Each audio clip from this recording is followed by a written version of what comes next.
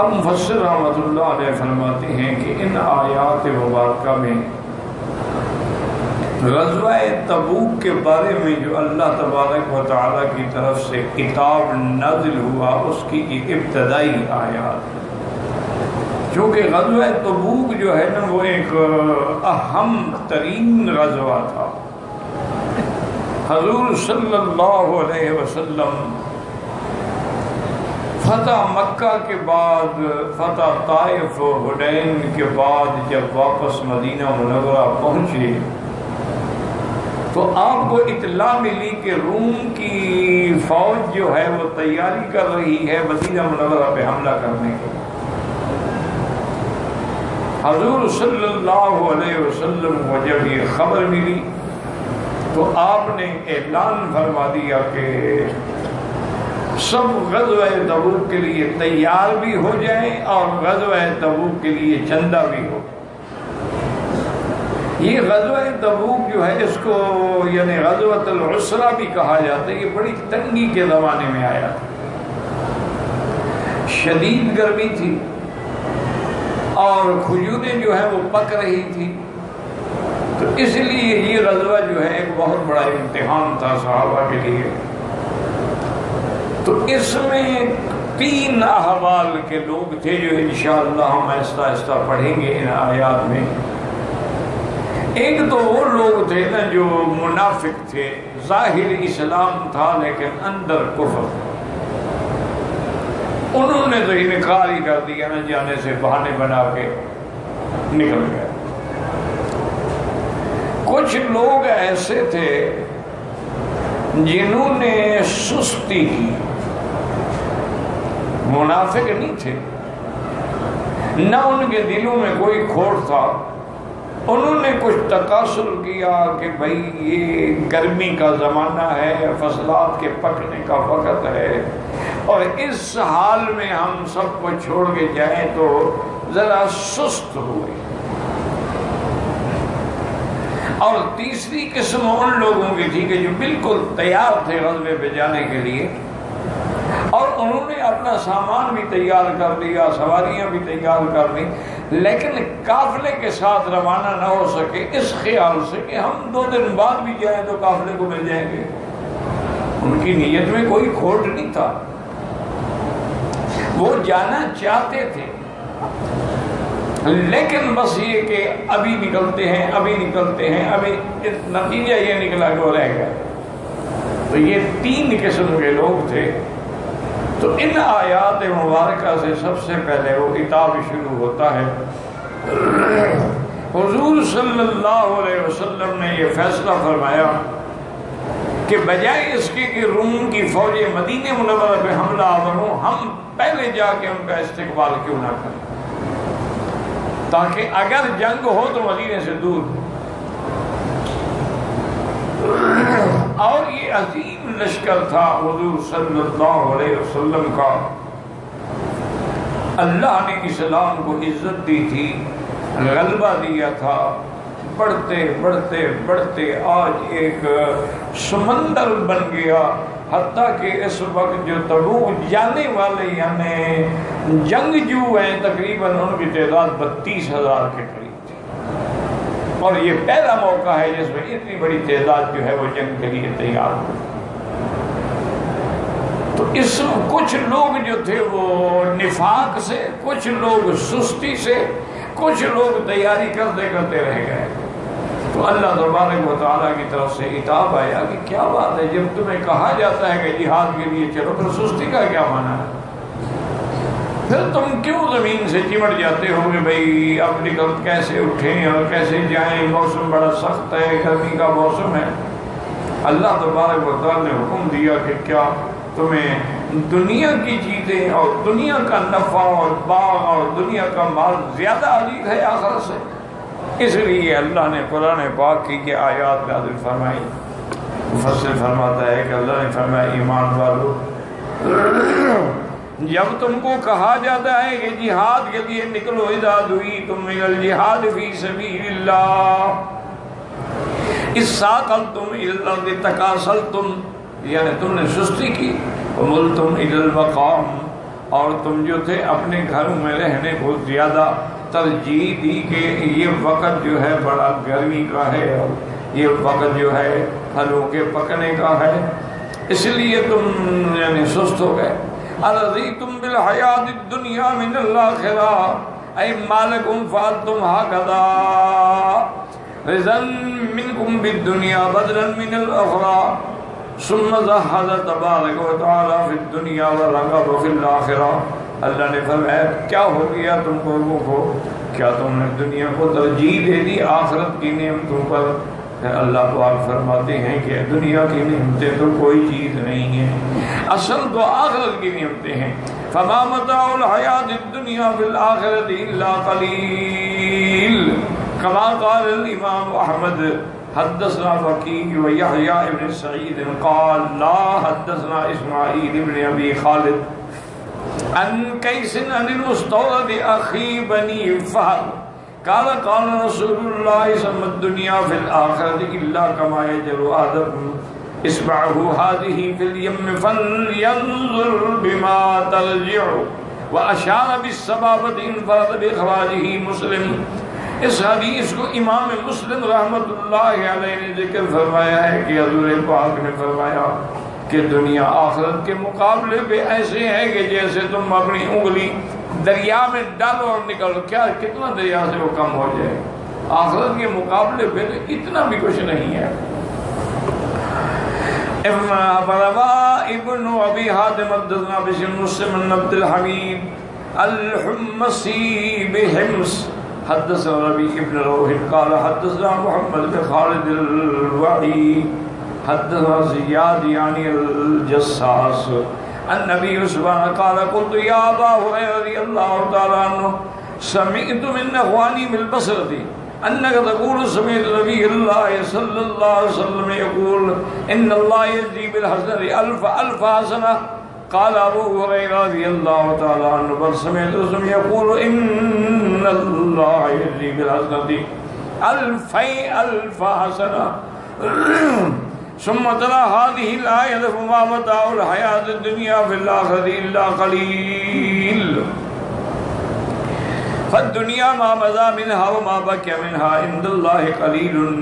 اب اس حدیث پاک میں آتا ہے کہ ابی عثمان فرماتے ہیں میں نے حضرت ابی ہریرہ رضی اللہ تعالی عنہ سے کہا کہ میں نے بہت سارے اپنے بھائیوں سے بصرے میں سنا ہے کہ تم یہ حدیث بیان کرتے ہو کہ اللہ ایک نیکی کے بدلے میں 1,00,000 نیکی دیں گے۔ حضرت ابو ہریرہ نے فرمایا کہ میں نے تو حضور سے یہ بھی سنا ہے کہ اللہ ایک نیکی کے بدلے میں 2,00,000 نیکی کی جزا بدلہ دیں گے۔ اس کے بعد آپ نے یہ آیت پڑھی فما متاع الدنیا فی الآخرۃ الا قلیل، فرمایا فالدنیا ما مضى منها، دنیا جو گزر گئی جو باقی ہے وہ کتنا ہے، تھوڑی ہے۔ وقال الثوری عن الأعمش بالآية ما متاع الحیاۃ الدنیا فی الآخرۃ الا قلیل کذات الراکب، یہ دنیا جو ہے بہت تھوڑی ہے جیسے ایک سوار سفر میں اپنا ساتھ سامان رکھتا ہے، کتنا سامان ہوتا ہے، سارے گھر کا سامان تو نہیں کہ لے کے جا سکتا۔ وقال عبد العزيز بن ابي حازم النبي لما حضرت عبد العزيز بن مروان الوفاة قال ائتوني بكفني الذي يكفن فيه انظر اليه فلما وضع بين يديه نظر اليه وقال اما لي من كبير ما اخلف من الدنيا الا هذا ثم ولى ظهره وبكى وهو يقول اف لك من دار ان كان كثيرك لقليل وان كان قليلك لقصير وان كان منك لفي غرور ثم تبعد تعالى من ترك الجهاد۔ حضرت عبد العزیز ابن مروان کی وفات کا جب وقت آیا انہوں نے فرمایا کہ بھی میرا کفن لے آؤ، کفن کو سامنے رکھا تو کہ اچھا بس یہی ہمیں ملے گا دنیا میں سے۔ اس کے بعد آپ نے پشت پھیری اور روتے رہے اور کہا اف لک من دار ان کان کثیرک لقلیل، کہ حیف ہے اس دنیا پہ، دار دنیا پہ کہ جس کا زیادہ بھی ہو تو تھوڑا ہے وَإِنْ كَانَ قَلِيلُكَ لَكَثِيرٌ وَإِنْ كَانَ مِنْكَ لَفِي غُرُورٍ، اور تم اسی دنیا کی مال متاع کے دھوکے میں پڑے ہوئے ہو۔ تو وہ رو رہے ہیں اور کفن دیکھ رہے ہیں، یہی لے کے ساتھ جا رہا ہے نا آدمی، چاہے بادشاہ ہو چاہے سرمایہ دار ہو، اور وہ کفن بھی تو اللہ کی عنایت ہوگی تو نصیب ہوگا۔ کبھی ایسا بھی ہوتا ہے کہ بڑے بڑے لوگ ہوتے ہیں، جہاز کریش ہو گیا، لاش ہی نہیں ملتی تو کفن کون دے گا؟ ایسے ہزاروں واقعات دنیا میں ہوتے ہیں۔ تو اس لیے دنیا کی جو ہے اس کی مثال ایسے ہے کہ جیسے انسان اپنی انگلی کسی دریا میں ڈال تو کتنا اس سے کم ہو جائے گا۔ اب اللہ پاک نے تنبیہ فرمائی کہ جہاد سے سستی کر رہے ہو، الا تنفروا يعذبكم عذابا اليما قال ابن عباس استنفر رسول الله حيا من العرب فامسك الله عنهم القتل فكان عذابهم۔ حضور پاک نے ایک قبیلے کو جنگ کے لیے بلایا تو وہ سستی کر گئے، نہ آئے، اللہ نے بارشیں بند کر دی اور قحط پڑ گیا ان کا۔ اللہ نے فرمایا اگر تم جہاد کے لیے نکلو گے تو میرے خزانے میں کیا کمی، میں اور قوم پیدا کر دوں گا۔ وَيَسْتَبْدِلْ قَوْمًا غَيْرَكُمْ أَيْ لِنُصْرَةِ نَبِيِّهِ وَإِقَامَةِ دِينِهِ، اپنے پیغمبر کی مدد کے لیے میں اور جماعت پیدا کروں گا دین کو قائم رکھنے کے لیے۔ جیسے فرمایا وَإِن تَتَوَلَّوْا يَسْتَبْدِلْ قَوْمًا غَيْرَكُمْ، اگر تم دین سے اعراض کرو گے اللہ تمہارے بدلے میں ایک اور قوم پیدا کریں گے۔ ثُمَّ لَا يَكُونُوا أَمْثَالَكُمْ، اور فرمایا وَلَا تَضُرُّوهُ شَيْئًا وَلَا تَضُرُّوا اللَّهَ شَيْئًا بِتَوَلِّيكُمْ عَنِ الْجِهَادِ، اگر تم جہاد سے منہ پھیر لے تو اللہ کو تو کوئی نقصان نہیں دے سکتے۔ وَنَقُولُكُمْ وَتَسَاقَلْتُمْ عَنْهُ وَاللَّهُ عَلَى كُلِّ شَيْءٍ قَدِيرٌ اے قادر الانتصار للأعداء بدونکم، اللہ قادر ہے تمہارے بغیر بھی اللہ اپنے نبی کو دشمنوں پر مدد دے سکتے ہیں، فتح دے سکتے ہیں۔ وَقَدْ قِيلَ إِنَّ هَذِهِ الْآيَةَ وَانْفِرُوا خِفَافًا وَثِقَالًا وَقَوْلُهُ مَا كَانَ لِأَهْلِ الْمَدِينَةِ وَمَنْ حَوْلَهُم مِّنَ الْأَعْرَابِ أَن يَتَخَلَّفُوا عَن رَّسُولِ اللَّهِ مَنْسُوخَاتٌ بِقَوْلِهِ وَمَا كَانَ الْمُؤْمِنُونَ لِيَنْفِرُوا كَافَّةً فَلَوْلَا نَفَرٌ مِّن كُلِّ فِرْقَةٍ مِّنْهُمْ طَائِفَةٌ روى هذا عن عباس وإكرمة والحسن وزيد بن أسلم وغده بن جرير وقال إنما هذا في من دعاهم رسول الله إلى الجهاد فتعين عليهم ذلك فلو تركوه لعوقبوا عليه وهذا له اتجاه والله سبحانه وتعالى عالم بالصواب۔ ابن جریر فرماتے ہیں کہ یہ آیتیں جو ہیں یہ ناسخ نہیں ہیں اور پہلی آیتیں جو ہیں وہ بھی منسوخ نہیں ہیں۔ الا تنصروا فقد نصره الله اذ اخرجه الذين كفروا ثاني اثنين اذ هما في الغار اذ يقول لصاحبه لا تحزن ان الله معنا فانزل الله سكينته عليه وايده بجنود لم تروها وجعل كلمة الذين كفروا السفلى وكلمة الله هي العليا والله عزيز حكيم۔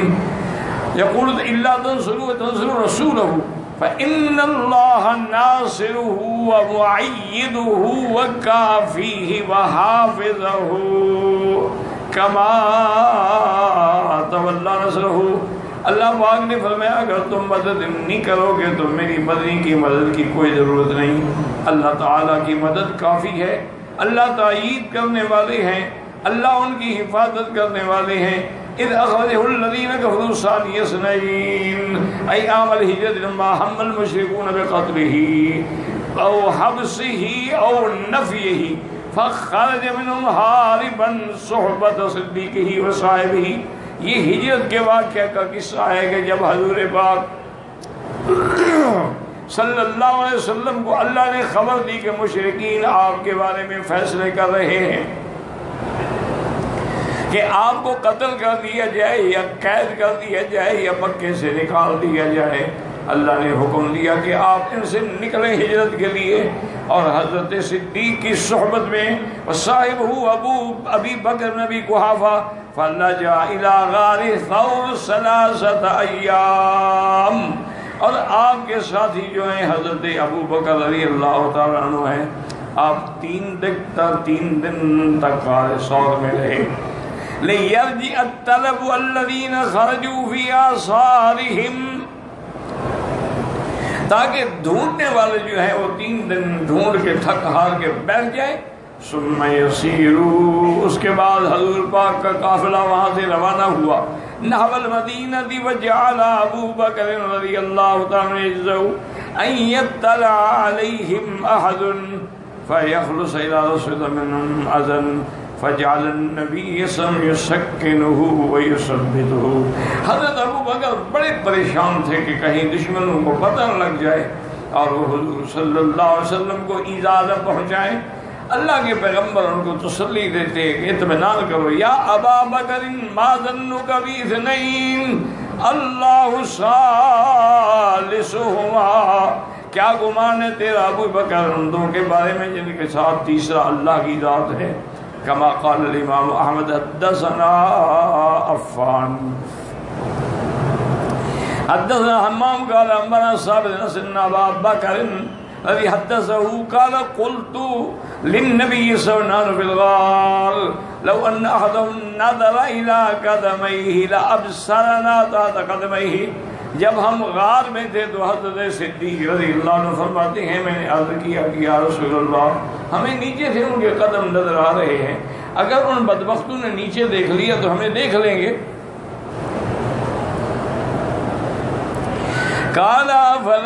فقال یا ابا بکر ما ظنک باثنین اللہ ثالثہما، کیوں فکر کرتے ہو ان دو کے ساتھ جن کے ساتھ اللہ کی طاقت ہے. اخرجہ فی الصحیحین. ولہذا قال تعالی فانزل اللہ سکینتہ علیہ ای تأییدہ ونصرہ علیہ ای علی الرسول. اللہ پاک نے حضور پاک پر اپنی مدد، سکینہ اور اطمینان جو تھا وہ اتارا فی اشہر القولین کہ اندر سکینتہ علیہ ضمیر حضور کی طرف ہے اور بعض علماء کہتے ہیں ضمیر ابو بکر کی طرف ہے رضی اللہ تعالی عنہ، لیکن مشہور قول وہی ہے. قال ان الرسول ثم نزل معه سکینہ وهذا لا ينافي تجده سکینة خاصة بتلك الحال.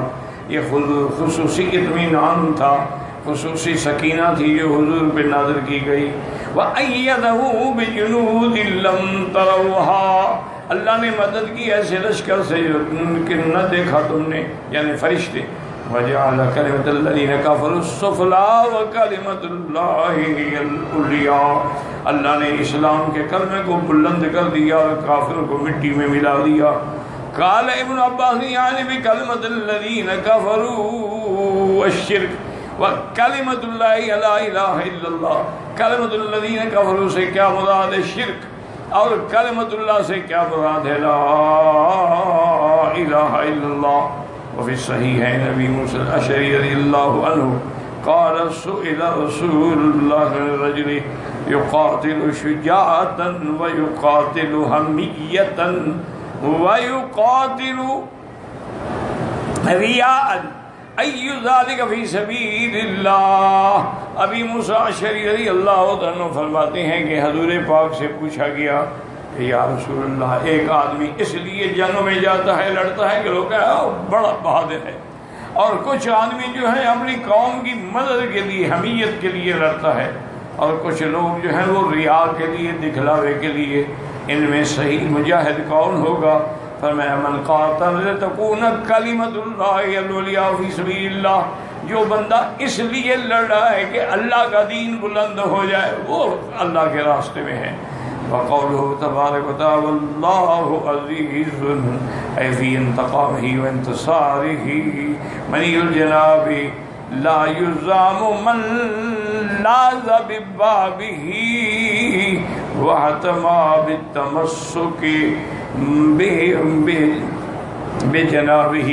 اللہ غالب ہے، وہ انتقام لینے پر بھی غالب ہیں دشمنوں سے، اور مدد کرنے پر بھی غالب ہیں اپنے دوستوں کی. اور جس نے اللہ کا دروازہ پکڑ لیا اس کو کوئی نقصان نہیں پہنچا سکتا ہے. حکیم فی اقوالہ و افعالہ، اور اللہ حکمت والے ہیں اپنے اقوال میں بھی اور اپنے افعال میں بھی۔ واللہ اعلم۔